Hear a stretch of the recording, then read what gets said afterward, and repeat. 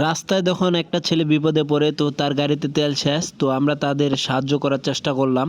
তো এভাবে এই যে সামনে পা দিয়ে ঠেলে নিয়ে যাচ্ছি তেলের ট্যাঙ্কি পর্যন্ত, পাম্প পর্যন্ত। এভাবে অনেকটা পথ জার্নি করে নিয়ে গেলাম, প্রায় হচ্ছে 3 কিলোর মতো। তাকে এভাবে আমরা সামনের দিকে নিয়ে গেছি, কারণ সে মেন রাস্তায় তার গাড়ির তেল শেষ হয়ে গিয়েছিল। তো সেখান থেকে তাকে মানে সাধারণ মানুষ যেভাবে সহযোগিতা করে, ঠিক তেমনভাবে আমরা তাকে সহযোগিতা করেছিলাম। কারণ সামনের দিকে যত দূর, কারণ ছেলেটার পরীক্ষা ছিল, সে যে আজকে পরীক্ষা দিতে পারছে, এতেই শুকরিয়া জানাই আলহামদুলিল্লাহ। কারণ ছেলেটা পরীক্ষা দিতে পারছে, কারণ মাঝপথে সেই সময়টাতে তার গাড়ির তেল শেষ হয়ে গিয়েছিলো। তো আমরা সহযোগিতা করার ফলে সে অনেকটা পথ জার্নি করে 3 কিলোমিটার পার হয়ে সে আবার বাইকে তেল ভরতে পারছে। অবশেষে এইভাবেই 3 কিলোমিটার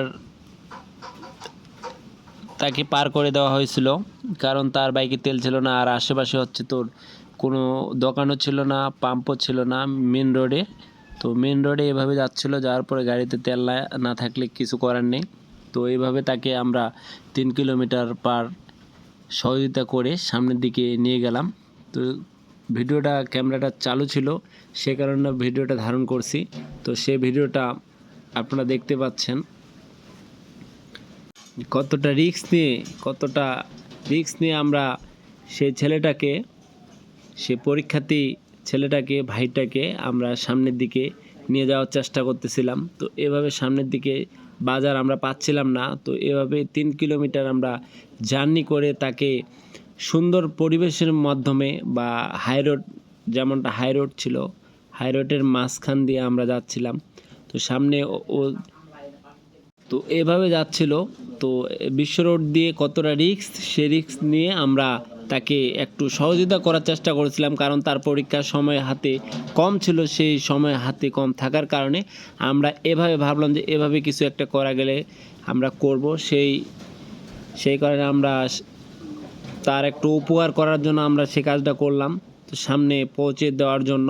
তো এভাবে যাচ্ছি, আর ভাইটা অনেক খুশি যে আমি বিপদের সময় কেউ আমাকে উদ্ধার করলো। তো এভাবে আমরা সামনের দিকে যাচ্ছি।